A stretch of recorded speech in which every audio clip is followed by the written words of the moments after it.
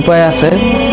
দিনের একটা নির্দিষ্ট সময় তোর ব্যক্তিগতভাবে প্ল্যান করে নিতে হবে যে আমি এই 4 ঘন্টা মোবাইলে হাত দিব না।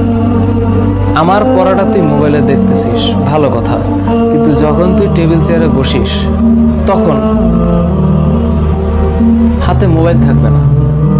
এই হাতে মোবাইল না রাখার অভ্যাস করতে যে পারবে সে সাকসেসফুল, আর যে পারবে না সে এই সমস্যা নিয়েই মারা যাবে। তার জীবনে এটা থাকবেই। এখন তাইলে কি জীবনে সবাই সাকসেসফুল হইতে পারে? পারে না। ওই যে যারা ওই হার্ডওয়ার্ক এবং মনের বিরুদ্ধে কাজ করে জিতে যায় তারা সাকসেসফুল হয়, আর যারা ওই মনের বিরুদ্ধে কাজ